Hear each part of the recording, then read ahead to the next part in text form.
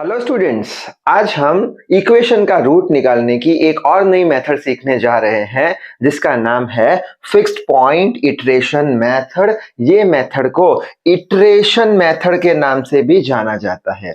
यानी कि एग्जाम के अंदर अगर हमें कोई इक्वेशन दिया है और पूछा है कि इसका रूट फाइंड करो इटरेशन मेथड की हेल्प से या फिर फिक्स्ड पॉइंट इटरेशन मेथड की हेल्प से, तो दोनों ही केस में मेथड तो सेम है, तो जो सॉल्यूशन होगा सेम ही होगा। So I hope you are ready with your pen and paper. So without wasting much time, let us start this video.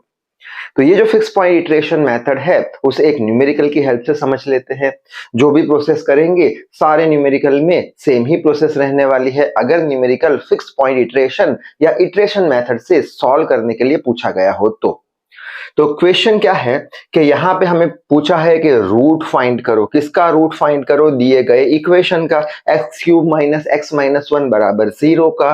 कहाँ तक? Correct up to 3 decimal. Correct up to 3 decimal तक ढूंढना है, यानी point के बाद 1 2 3 तीन पोजीशन तक हमें ये दिए गए इक्वेशन का रूट फाइंड करना है। कौन सी मेथड यूज करनी है? तो वो भी हमेशा देके रखी होगी, इटरेशन मेथड की हेल्प से या फिर फिक्स्ड पॉइंट इटरेशन मेथड की हेल्प से।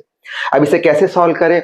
तो फर्स्ट स्टेप तो हमेशा कॉमन होगा, लगभग किसी भी प्रोसेस का यूज करें, किसी भी मेथड का यूज करें, चाहे वो न्यूटन रैप्सन मेथड हो गया, हमारा हो गया regular falsies method, bisection method हो गया। हर एक मेथड में जो स्टार्टिंग के स्टेप होते हैं वो तो सेम ही होने वाले हैं। तो यहाँ पे भी सेम स्टेप होगा स्टार्टिंग का। कौन सा? कि जो भी इक्वेशन दिया हुआ है वो इक्वेशन में से 0 को निकाल दो। बाकी जो इक्वेशन बचा है x cube minus x minus 1 उसको f ऑफ x के बराबर मान लो। ये तो हमें पता है। बाद में हम क्या करते थे? x की वैल्यू 0 रखते थे, बाद में आंसर ढूंढते थे। ये फंक्शन में 0 रख के बाद में 1 रखते थे, ये फंक्शन में 1 रख के आंसर ढूंढते थे, 2 रखते थे, 3 रखते थे, 4 रखते थे। कहां तक वैल्यूज रखते थे? जब तक हमें ऑपोजिट साइन ना मिल जाए। जैसे ही ऑपोजिट साइन मिल गया हम स्टॉप कर देते थे और बोलते थे कि ये प्लस है ये माइनस है, या फिर ये माइनस है ये प्लस है, तो रूट जो है ये दोनों के बीच में लाई करेगा। तो बस वही स्टेप यहाँ पे भी फॉलो करना है। तो सबसे पहले तो ये जो फंक्शन है हमने जो माना है उसमें x की वैल्यू हम पहले 0 रखेंगे। 0 रखेंगे तो क्या होगा? 0 का क्यूब माइनस 0 माइनस 1, तो आंसर क्या आ जाएगा? -1। ठीक है।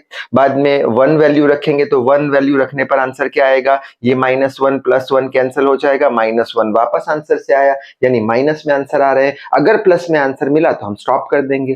तो नेक्स्ट वैल्यू रखते हैं x की 2, तो ये 2 का क्यूब हो गया, यहाँ ये 2 हो गया, -1 तो ये 8 माइनस 2 माइनस 1 कितना आ गया? +5 आ गया। यानी अब हमें आगे वैल्यू रखनी नहीं है। क्यों? हमें ऑपोजिट साइन मिल चुका है, माइनस और यहाँ पे प्लस। अगर सारे आंसर प्लस में आते और ये माइनस में आ जाता तो यहाँ पे हम स्टॉप कर लेते। यानी इन शॉर्ट कहने का मतलब क्या है? जहां पे भी आपको ऑपोजिट साइन दिख जाए वहां पे स्टॉप कर दो, एक्स की वैल्यू रखना। तो यहाँ पे मैंने लिखा है स्टेटमेंट, यही स्टेटमेंट एग्जाम में भी हमें लिखना है। क्या? As the sign of f of 1 and f of 2, f of 1 और f ऑफ 2 की जो साइन है माइनस और प्लस आर ऑपोजिट साइन है दोनों की, इसलिए रूट जो होगा वो ये दोनों के बीच में लाई करेगा। यानी ये जो हमारा फंक्शन है 1 और 2 का उसमें लाई करेगा। यानी रूट किसके बीच में होगा? 1 और 2 के बीच में होगा दिए गए इक्वेशन का। ठीक है, इतनी बात समझ में आ गई। बाद में जिसके बीच में रूट होता है उसका एवरेज ले लो, जिसे x बोल दो। तो x बराबर क्या हो जाएगा? 1 + 2 डिवाइडेड बाई 2। एवरेज ले लिया, 1 + 2 डिवाइडेड बाई 2, आंसर आ गया 1.5। ठीक। अच्छा, यहां तक तो क्लियर हो गया होगा। अब न्यू स्टेप क्या है ये मेथड में वो देख लेते हैं कि अब हमें क्या करना पड़ेगा। ये जो इक्वेशन दिया है ये इक्वेशन पे से x का वैल्यू ढूंढना पड़ेगा। ये बात अलग हो गई x की। अब हम इक्वेशन पे से x का वैल्यू ढूंढेंगे। कैसे? तो यहाँ पे इक्वेशन लिख लिया, x cube minus x minus 1, ये दिया गया इक्वेशन कितना है? इज इक्वल्स टू 0 है, ये इज इक्वल्स टू 0 है। अब हम क्या करेंगे कि जो बड़ा वाला पावर है, x का बड़ा पावर है, उसको यहाँ पे ही रखेंगे और बाकी की साइड को यहाँ पे ले जाएंगे। बाकी की साइड को यहाँ पे ले गए तो क्या हो जाएगा? ये x जो है यहाँ पे आके माइनस x जो है यहाँ पे आके प्लस हो जाएगा और -1 यहाँ पे आके प्लस हो जाएगा, तो x + 1 हो गया। हमें तो x का वैल्यू चाहिए इक्वेशन पे से, तो x को सब्जेक्ट अगर बनाते हैं तो पावर ये 3 यहाँ पे चला गया तो 1/3 हो जाएगा। इतना रूल तो आपको मालूम होगा सिंपल मैथ से। तो ये 3 यहाँ पे गया तो 1/3 आ गया। अब ये जो इक्वेशन हमें मिला वो इक्वेशन को हमें चेक करना है। ठीक है, कैसे चेक करना है देख लेते हैं। जब भी इक्वेशन को चेक करना है तब हम ये इक्वेशन का डिफरेंशिएशन ले लेंगे और ये इस इक्वेशन के डिफरेंशिएशन को हम क्या बोल देंगे, फाई नोटेशन दे देंगे। ठीक है, ये इक्वेशन को चेक करना है हमें सही है या नहीं है, तो उसके लिए ये इक्वेशन का डिफरेंशिएशन कर दो और ये इक्वेशन के डिफरेंशिएशन को क्या नोटेशन दे दो, फाई बोल दो। ठीक है, अब इसका डिफरेंशिएशन कैसे करेंगे, हमें पता है differentiation of x raise to n का क्या होता है, n x raise to n minus 1 होता है। तो ये पूरा हम x मान लेते हैं, ये पूरी वैल्यू x मान लेते हैं। तो इसका डिफरेंशिएशन क्या होगा, पावर में जो होगा वो आगे आ जाएगा, यानी 1/3 आगे आ गया, 1/3 आगे आ गया। बाकी क्या है, x ये पूरा माना है हमने, तो x एज इट इज रख लो। ये x पूरा कितना है, x प्लस 1 है, तो x प्लस 1 हमने रख दिया। ठीक है, बाद में n माइनस 1 कर लो, यानी 1/3 माइनस 1 कर लो, 1/3 माइनस 1 कर लो। शायद से डिफरेंशिएशन कैसे करना है समझ में आ गया होगा।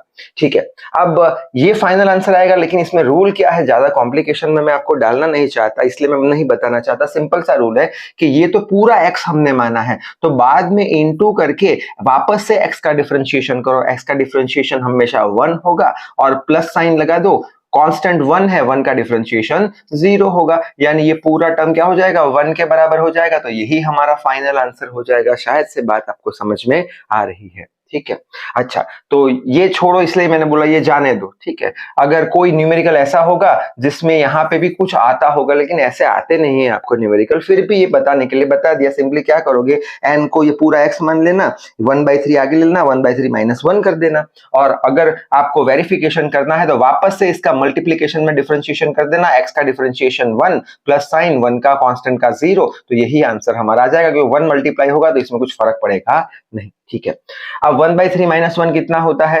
1/3 माइनस 1 एलसीएम ले लो, यहाँ पे मल्टीप्लाई करो 3 को, डिवाइडेड बाई 3 तो -2/3 आ जाएगा। ठीक है, तो पावर में कितना ले लेंगे हम, -2/3, तो यहाँ पे पावर में -2/3 आ चुका है हमारा।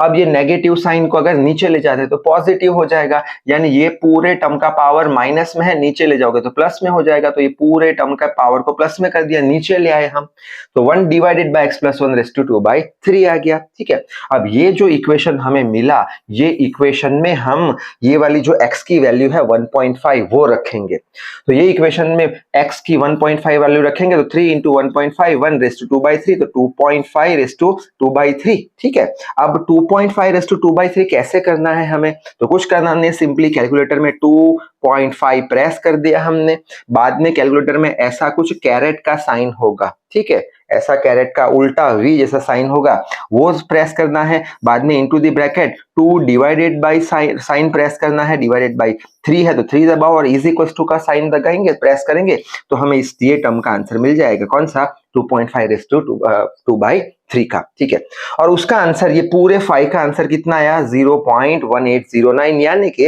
ये जो आंसर है वो कैसा है, लेस देन 1 है। अगर लेस देन 1 आंसर आता है 5 का, यानी ये इक्वेशन को डिफरेंशिएट कराया हमने, बाद में x का वैल्यू रखा, और अगर आंसर 1 से कम आता है, लेस देन 1 आता है, तो हम बोल देंगे कंडीशन इज सेटिस्फाइड। इसका मतलब हमारा ये वाला जो इक्वेशन है, जो हमने ढूंढा था, ये वाला इक्वेशन वो सही है। चेक करना था ना ये इक्वेशन को, चेक कैसे करेंगे इक्वेशन को, सबसे पहले क्या करेंगे, डिफरेंशिएशन कर देंगे। डिफरेंशिएशन का जो भी आंसर आएगा उसमें ये x का वैल्यू रख देंगे 1.5, और अगर आंसर 1 से कम आया तो हम बोल देंगे कि ये जो इक्वेशन हमने बनाया है चेक करने के लिए वो इक्वेशन सही है। तो शायद से आपको बात तो यहां तक तो समझ में आ गई होगी। अगर लेस देन आंसर 1 नहीं आता, ग्रेटर देन आता है, तो उसका दूसरा प्रोसेस है, इसको दूसरा सॉल्यूशन करना पड़ेगा, लेकिन ऐसा आपके एग्जाम में 99.99% केस में पूछते नहीं है। अगर ऐसा कुछ है तो आप कमेंट करके बता देना, उस पर भी वीडियो बना देंगे। तो इन शॉर्ट समझ में आ गई होगी बात। क्या करेंगे, f ऑफ 0 1 2 3 करेंगे, कहां तक, जब तक ऑपोजिट साइन ना मिल जाए। जैसे ऑपोजिट साइन मिले बोल देंगे रूट जो है ये इक्वेशन का वो 1 और 2 के बीच में लाई करता है, x का वैल्यू ढूंढो, एवरेज ढूंढ लो, 1 + 2/2 3/2 यानी 1.5। अब हम क्या करेंगे, इक्वेशन पे से x का वैल्यू ढूंढेंगे, तो बड़ा पावर हमेशा एक साइड रखेंगे, बाकी की टर्म यहाँ पे, तो ये हो जाएगा 1/3। अब ये इक्वेशन को चेक करेंगे हम, कैसे चेक करेंगे, इसका डिफरेंशिएशन करेंगे। डिफरेंशिएशन का सिंबल मैंने बोल दिया फाई रख देना। ठीक है। बाद में उसका जो आंसर आया उसमें ये x का 1.5 वैल्यू डाल देना और आंसर कैसा होना चाहिए, हमेशा लेस देन 1 होना चाहिए। तो यहाँ पे साइन मिस्टेक मैंने किया है, यहाँ पे ये कैसा आंसर आया है इसका आंसर आया है लेस देन 1 आया है, ठीक है, 1 से कम आया है, ठीक है। अब 1 से कम आया यानी क्या बोल देंगे हम, कंडीशन क्या हो गई, कंडीशन सेटिस्फाइड हो गई। 1 से अगर आंसर कम आता है तभी कंडीशन सेटिस्फाई होगी, ये चेक करना कंपलसरी है to get the full marks, ठीक है। तो कंडीशन सेटिस्फाई हो गई, यहां तक समझ में आ गया, बस अब तो बाकी का तो एकदम सिंपल है। अब ये इक्वेशन करेक्ट है तो ये इक्वेशन पे से हम first approximation, second approximation, third approximation, ऐसे अप्रोक्सीमेशन ढूंढते जाएंगे, यानी x1 x2 x3 की वैल्यूज ढूंढते जाएंगे। कहां तक ढूंढते जाएंगे, जब तक आंसर सेम आना शुरू ना हो जाए तब तक। कहां तक, 3 डेसिमल तक आंसर सेम होना चाहिए, यानी पॉइंट के बाद 3 नंबर सेम आने चाहिए, ठीक। तो सबसे पहले ये इक्वेशन करेक्ट है, क्यों, इसका डिफरेंशिएशन किया, उसका आंसर 1 से कम आया, तो ये इक्वेशन पे से फर्स्ट अप्रोक्सीमेशन ढूंढेंगे। तो फर्स्ट अप्रोक्सीमेशन में क्या करेंगे हम, फर्स्ट अप्रोक्सीमेशन यानी x1 ढूंढना है, तो ये जो x है उसको एक कम कर दो, 1 से एक कम किया तो 0 हो गया, ठीक है। तो यही equation x0 + 1 whole rays to 1/3 हो गया। x0 का कौन सा आंसर रखेंगे, ये जो हमने x ढूंढा था वो x0 बन जाएगा हमारा, ठीक है। तो यानी फर्स्ट अप्रोक्सीमेशन कर रहे हैं, इसका मतलब उसके ऊपर की एक वैल्यू हमें पता है, उसकी ऊपर की एक वैल्यू 0 वाली वैल्यू हमें पता है, तो यहाँ पे x0 की जगह क्या लिख देंगे, 1.5। तो 1.5 तो ये 2.5 रेज़ टू 1/3 कैसे करेंगे कैलकुलेटर पे, 2.5 ये वाला कैरेट का सिंबल दबाएंगे, 1/3 करेंगे इज इक्वल टू का साइन दबाएंगे तो आंसर मिल जाएगा जो कि होगा 1.3572। First approximation clear. अब जाएंगे सेकंड अप्रोक्सीमेशन में। सेकंड अप्रोक्सीमेशन में क्या करेंगे, फर्स्ट अप्रोक्सीमेशन में क्या किया था हमने, x1 ढूंढा था, यहाँ पे x2 ढूंढेंगे, यहाँ पे क्या करेंगे, एक कम करेंगे, 2 से एक कम करेंगे तो x1 आ जाएगा, सिंपल है, ठीक है। x1 कितना रखेंगे, ये रहा x1, ये x1 रख दिया, तो ये x1 ये +1 होल रेज़ टू ये 1/3, तो आंसर हमारा x2 का कितना आ जाएगा, इसके बराबर आ जाएगा। कहां तक प्रोसेस करनी है, up to 3 decimal answer same होना चाहिए। यहाँ पे चेक करते हैं x1 का क्या है, आफ्टर डेसिमल 3 है, यहाँ भी 3 है, यहाँ 5 है, यहाँ 3 है, यानी आगे और जाना पड़ेगा जब तक सेम नहीं होता तब तक। अच्छा, अब बढ़ लेते हैं x3 की तरफ। x2 में क्या किया था, एक कम किया था, यहाँ पे x3 में क्या करेंगे, यहाँ पे एक कम कर देंगे, ठीक है। x3 is equal to x2 raise to 1/3, x2 ये रहा, तो ये x2 रख दिया, +1 रेज़ टू 1/3 करो तो x3 का आंसर मिल जाएगा। चेक करते हैं, यहाँ पे 3 है, यहाँ पे 3 है, यहाँ पे 3 है, यहाँ पे 2 है, अभी भी 3 डेसिमल तक आया नहीं है, 2 डेसिमल तक भी नहीं आया, तो और एक अप्रोक्सीमेशन करेंगे x4 में क्या करेंगे, x3 में क्या किया था, एक कम कर दिया था, x4 में क्या करेंगे, यहाँ पे एक कम कर देंगे, ठीक है।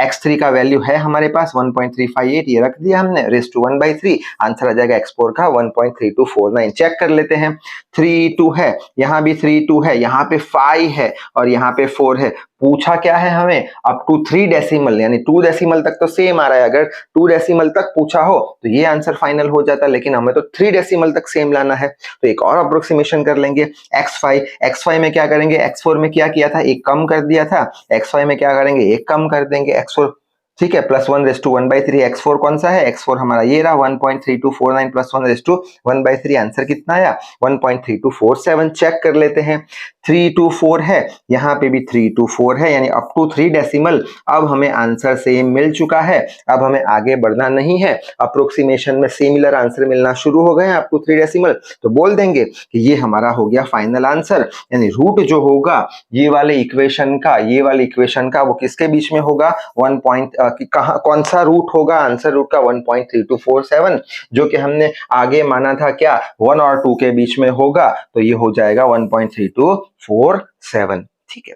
तो आई होप ये मेथड में आपको समझ में आ गया होगा अच्छे से। अगर समझ में आया है तो यहाँ पे आपके लिए होमवर्क क्वेश्चन लिख के रखे हैं, यहाँ पे आपको x³ + x² - 1 = 0 का रूट फाइंड करना है, कहाँ तक, अप टू 3 डेसिमल तक, कौन सी मेथड का यूज करके, फिक्स पॉइंट इटरेशन की मेथड से। आंसर यहाँ पे मैंने लिखा हुआ है 0.7549।